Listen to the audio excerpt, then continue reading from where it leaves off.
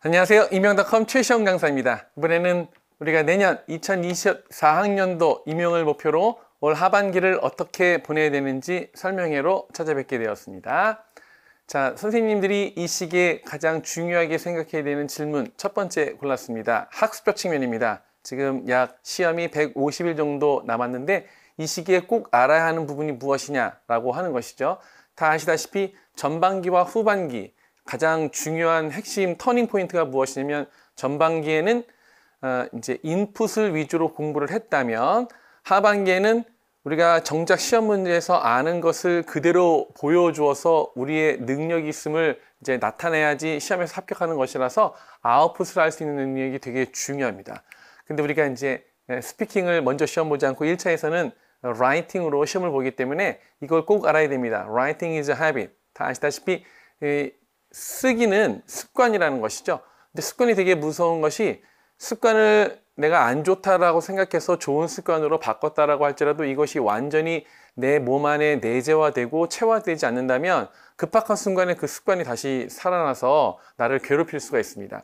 즉 우리가 시험을 볼 때 이제 메타인지를 굴려가지고 열심히 문제를 풀고 내가 전에 하던 실수를 하지 말고 전에 쓰던 방식이 아니라 키워드를 쓰는 방식으로 써야겠다라고 굳은 마음을 먹다가도 킬러 문항을 만나거나 다음에 시간에 쫓겨서 이제 그런 메타인지 쪽에 나의 인지적인 능력을 쏟아부을 수 없는 상황이 되면 사람은 예전에 자기가 하던 방식, 자기에게 편한 방식으로 습관처럼 이제 쓰게 된다는 거죠. 그러면 습관처럼 쓰게 되면 어떻게 되느냐?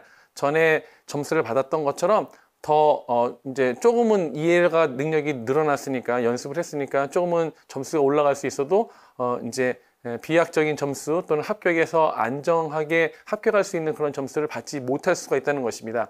그래서 우리가 가지고 있는 라이팅 헤빗을 완전히 고쳐가지고 제2의 나의 본성이 될 수 있도록 만드는 것이 필요한데요. 한 몇 주 정도 쓰기 연습하고 내 메타인지를 굴린다고 그것이 한꺼번에 바뀌지 않거든요. 내재화될 수 있도록 또 인지적 정착이 될 수 있도록 계속해서 그래서 어떤 어려운 상황이 만나더라도 내가 나한테 나오는 습관적인 쓰기 방식이 키워드 위주의 점수를 받을 수 있는 방식으로 이제 완전히 바뀌어야 된다는 것입니다. 그러면 좋은 헤빗을 기르기 위해서는 어떻게 되느냐? 우리 다 알다시피 헤빗 하면 영교에서 기억나는 학자가 있습니다. 비헤이비어리즘의 스키너 박사. 이제 우리 다 알다시피 비헤이비어리즘에서는 뭔가 좋은 습관을 들이기 위해서 헤빗 포메이션을 위해서 엑서사이즈가 필요하다고 생각합니다. 그것이 이제 드릴링인데요. 우리가 좋은 쓰기 습관을 기르기 위해서는 그 이전에 10년 넘게 또는 뭐 20년 넘게 쌓아왔던 글쓰기를 바꿔가지고 좋은 글쓰기 하기 위해서 계속 리라이팅을 하는 자세가 필요합니다. 일단 리라이팅 할 때 그냥 단순히 다시 한번 쓰는 것이 아니라 노티싱 더 갭을 해야지 내가 어느 정도 모범 답안과 또는 합격자의 답안과 갭이 있는 것을 확인하고 이제 간극을 줄이기 위해서 더 노력하게 되겠죠. 한 번 쓴다고 다 된다면 이거는 천재니까 제 강의를 드릴 필요도 없고 공부를 할 필요도 없습니다. 그런데 우리 모두는 다 보통 사람이잖아요. 보통 사람이 이제 내가 못하던 거에서 할 수 있는 것으로 바뀌기 위해서는 엄청난 이제 드릴링이 필요한 거죠. 근데 새로운 문제를 계속 만나면 똑같이 새로운 문제를 만나는 연습만 될 뿐이지 쓰기 능력이 향상될 수는 없습니다. 따라서 제가 쓴 글을 이제 갭이 될 수 있는 더 잘하는 사람 또는 합격 또는 모범 답안들을 보면서 바꿔나가는 과정을 여러 번 수행을 해야지 그것이 나의 이제 습관이 된다는 거죠. 영교에는 이제 여러 영역, 주제 영역이 있는데 그것별로 중요한 키워드가 조금씩 다르니까 쓰는 방식도 조금씩 다르다고 볼 수 있습니다. 그래서 그러한 영역별로 좋은 답안을 얻기 위해서 영역에서 핵심 키워드가 무엇인지를 알고 영역별로 어떻게 서술하는 것이 적절한 답안인지를 확인해서 계속해서 반복 연습하는 것이 필요하다라고 이제 할 수 있겠습니다. 다음에 두 번째 질문. 하반기를 보내는 마음가짐, 이것도 되게 중요하죠. 우리 하반기 전체 설명에 이제 전체 총 주제가 중꺾마입니다. 중요한 건 꺾이지 않는 마음. 그래서 꺾이는 마음은 뭐 불안하고 착잡하고 괴롭고 그런 거겠죠. 꺾이지 않는 마음은 역시 무엇이냐? 자신감이라고 볼 수 있습니다. 그런데 자신감, 그냥 자신감을 갖자 알아가면 자신감이 생기느냐? 그렇지 않습니다. 우리 이제 제가 자료를 하나 준비했는데요. 이게 몇 달 전 2023학년도 1월에 나타난 2차 수업 실현 시험 문제입니다. 거기에서 메터리얼 2에 뭐가 나왔냐면 우리 학생들에게 컴포트 존에 머무르지 말고 fear 존과 러닝 존을 거쳐서 그로스 존으로 나아가야 된다라고 가르치라고 교과서에 제시되었고 그것을 수업 실현하게 나왔거든요. 보시다시피 컴포트 존은 애들이 never fail 하고 항상 자신감이 있을 수밖에 없는 자기가 잘하는 것이니까 뭐 밥 먹기, 호흡하기 이런 것들은 컴포트 존에 머물러 있는 것입니다. 그런데 fear zone, running zone, growth zone 해가지고 여기에 set great goals가 running, growth zone에 있죠.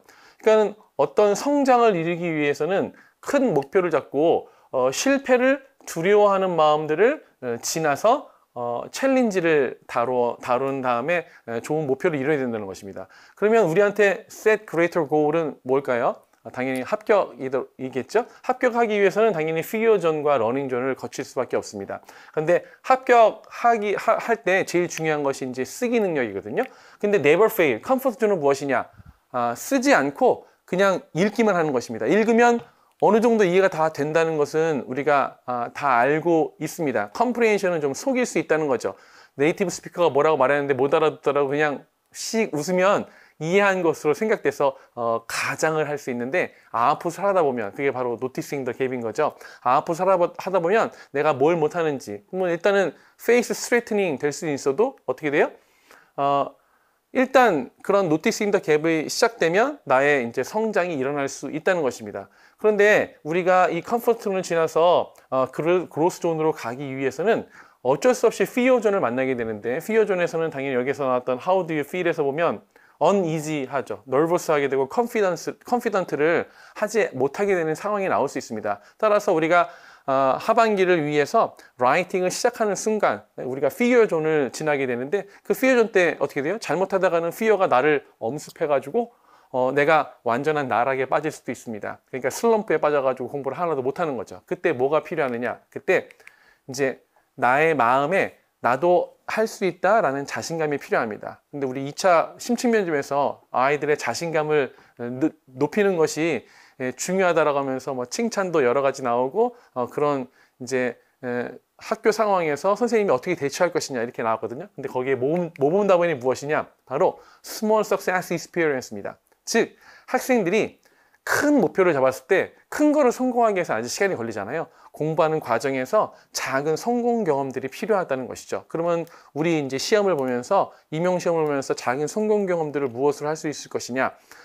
우리가 큰 목표로 이루는 것은 서술형에서 아주 기똥찬 답안을 쓰는 것입니다. 키워드 위주로. 그런데 아직 완벽한 답안을 쓰지 못하더라도 내가 키워드 중심되는 키워드를 알고 있으면 점수를 잘 받을 수 있는 서술형 문제에서 점수를 잘 받을 수 있는 이제 가능성이 높아지는 거죠. 그래서 스몰 서스스 익스피리언스로 우리는 뭘 해야 되느냐면 마인드맵 아웃풋을 많이 연습하는 것이 좀 중요하다고 볼 수 있습니다. 즉 아직까지 완벽한 그 키워드가 쏙쏙 들어가서 채점자를 마음에 쏙 드는 그런 답안을 아직 못한다고 할지라도 마인드맵을 통해서 주요 기출문제, 제가 이제 마인드맵을 카페에다 올렸거든요. 주요 모든 기출문제에서 나온 연교 키워드를 주요 주제 영역별로 이제 구분한 다음에 그것들을 이제 제가 정리해 놨으니까 그것들을 한번 적어보면서 내가 키워드를 다 알고 있는지 확인하는 것입니다. 그러니까 완전한 줄글을 쓰는 것이 아니고 또 영역별로 구분이 되어 있기 때문에 오늘은 뭐 랭귀지 어널리시스에서 공부하면 키워드가 그리 많지 않거든요. 그러면 그 키워드, 거기에는 뭐 백슬라이딩도 나올 수 있고 U-shaped 러닝도 나올 수 있는데 그런 것들을 내가 백지 인출할 수 있는지 확인하는 것입니다. 마인드맵을 통해서 큰 가지를 놓고 작은 가지에 이제 구멍이 뚫려 있으면 거기에 채우는 연습을 하다가 나중에는 작은 가지들을 놓고 큰 가지를 채우는 연습, 나중에는 완전히 없애놓은 다음에 한 영역에 대해서 백지 인출 연습을 하게 되면 그것은 쓰기보다는 어렵지 않고 영역별로 구분해서 하루하루의 성공 경험을 쌓을 수 있으니까 그것이 나중에 서술형 문제의 서술하는 라이팅이라는 큰 목표를 이루는 데 도움이 된다는 거죠. 게다가 영규에서는 서술형에 어느 정도 자신이 있어도 우리 무시 못하는 것이 기입형 문제인데 그 기입형 문제를 또 이제 맞추는데 이 마인드맵이 큰 영향을 미친다는 것입니다. 즉 영어의 바다에 헤엄쳐가지고 한 키워드를 잡는 것이 아니라 영어를 여러 개의 주제별로, 몇 개의 주제별로 나눠서 주제의 구조화를 머릿속에 이제 마인드맵 형식으로 정리하게 되면 이 영역이 무엇인지를 딱 확인한 다음에 지문이, 그러면 키워드가 이제 솔팅 아웃이 되겠죠. 그 안에서 어떤 단어가 들어가야 될지, 2단어가 들어갈지, 3단어짜리가 들어갈지, 또는 한 단어 중에서 뭐가 필요할지, 이 콜로케이션 상황에서는 어떤 내용이 들어갈지, 전체적으로 컴페어 앤 컨트래스트 구문에서는 이 단어, 여기에 반대 답안은 뭐 이거겠다라고 이제 추려지면 정답의 확률이 뭐 엄청나게 높아진다고 볼 수 있죠. 모든 연교 단어를 그냥 같은 확률로 놓고 푸는 것보다 영역별로 확인한 다음에 그 지문에서 요구하는 키워드를 찾는 것이 더 좋은 점수를 받는, 성공할 수 있는 확률을 높일 수 있는 비결이라고 볼 수 있습니다. 따라서 우리가 이제 긴 여정, 라이팅이라고 하는 큰 목표를 세우고 그것을 이제 이루기 위해서 뿐만 아니라 기입형 문제를 맞추기 위해서 이렇게 작은 성공 경험으로 마인드맵 아웃풋을 하게 되면 여러분이 하반기를 어쩔 수 없이 fear가 엄습해올 수 있는 그런 상황에서 작은 성공 경험들을 바탕으로 하루하루를 쌓게 되면 좋은 결과가 있게 될 것입니다. 그다음에 마지막으로 이제 질문, 커리큘럼 측면에서 하반기 강의 활용법, 이제 제가 이제 여기 나왔으니까 어떻게 같이 협력을 해서 성공을 이루게 될지 이제 알려드리려고 하는 거죠. 다 아시다시피 저희는 하반기 7, 8월에 이제 모의고사가 또 따로 있을 뿐만 아니라 9, 10, 11월에 모의고사가 있어서 전체 18회의 모의고사가 있습니다. 게다가 이제 6월에는 그것을 이제 맛보시라고 전국 모의고사도 이제 개최를 하게 됩니다. 그런 모의고사를 보게 되면요, 다 아시다시피 저희가 전원 채점을 해드립니다. 전 회차 채점을 해드리고, 그다음에 라이팅 세미나라는 것을 하는데, 제가 아까 말씀드렸던 쓰기 습관 한 번에 바뀌지 않는다고 그랬죠. 계속해서 리라이팅을 하기 위해서는 모범 답안뿐만 아니라, 제가 드리는 모범 답안은 원서에서 가져온 것이고 장시간에 걸쳐서 이제 만든 것이니까 좀 따라하기 어려운 부분이 혹시라도 있을지 모릅니다. 그런데 라이팅 세미나 시간에는 여러분과 똑같은 상황에서 시험 본 선생님들이 이제 아주 좋은 답안들을 이제 주신다는 거죠. 그것들은 실전과 같이 있는 상황에서 실전적으로 나온 답안이기 때문에 오히려 모범 답안보다도 더 가치가 높다고 볼 수 있습니다. 나도 할 수 있는, 내 옆에 있는 선생님들이 하니까. 그리고 보통 합격자들이 저렇게 하는구나라고 고를 그레이터하게 높일 수 있는 딱 좋은 표본이 될 수 있다는 거죠. 그래서 라이팅 세미나 때 그런 표본을 가지고 내가 출제자 의도가 무엇이었고 저기서 점수를 받게 되는 것이구나, 내 답안에서는 뭐가 부족하구나, 저거를 하려면 어떻게 해야 되나, 똑같은 답안이라도 어떻게 하면 더 컨사이즈하고 더 심플하게 저렇게 쓸 수 있구나, 그럼 시간을 줄일 수 있겠구나, 그런 것들을 생각하는 시간이 바로 라이팅 세미나 시간이 된다는 것입니다. 그래서 여러분이 모의고사를 다 보게 되면 완전히 진이 빠지기 때문에 따로 이제 인강으로도 제가 제작하고, 또 우리가 이제 화요일에 모여서 다시 한번 라이팅 세미나를 하면서 개별적인 질문도 받고, 다음에 여러분들이 표본으로 삼을 수 있는 이런 샘플을 드리면서 공부를 할 수 있도록 도와줍니다. 그러면 개별적으로 어떻게 되느냐, 자신은 라이팅 세미나에서 나왔던 답안을 머릿속으로 기억하고, 필요한 것들은 암기를 하고, 그다음에 자신의 답안을 다시 한번 리라이팅하고 스터디를 통해서 서로 교환해서 컨퍼런싱을 가진 다음에 또 다시 한번 리라이팅하고, 그래서 계속해서 반복 연습을 하다 보면 어느 순간인가 라이팅 세미나 때 이제 내 답안이 올라갈 것이고, 그럼 희열을 또 느끼겠죠. 스몰 석세스 익스피리언스. 그렇게 되면 점점 우리가 세운 그레이터 골에 가깝게 되는 자신을 발견할 것입니다. 그러면서 계속해서 마인드맵 아웃풋을 하게 되면 기입형, 여기서는 서술형을, 여기서는 기입형을 하면서 기입형의 마인드맵이 서술형을 이제 떠받치는, 서포트하는 그런 역할을 하면서 좋은 성공을 이루게 될 것이다. 자, 이렇게 해서 저희 하반기 18회 모의고사, 이것이 이제 영역별로 이루어지기도 하면서 실전 문제로 실전적으로 나오기 때문에 그런 것들을 적극적으로 활용하시면 여러분이 어쩔 수 없이 피어존을 거치는데 저희가 이제 서포팅, 스캐폴딩도 해드리고, 다음에 여러분이 쓴 답안을 저희가 이제 정성스럽게 채점하면서 여러분한테 어드바이스도 드릴 수 있으니까 그런 모든 것을 활용하셔서 꼭 올해 합격하시는 한 해가 되시길 바랍니다. 자, 이것으로 설명이 마치도록 하겠습니다. 감사합니다.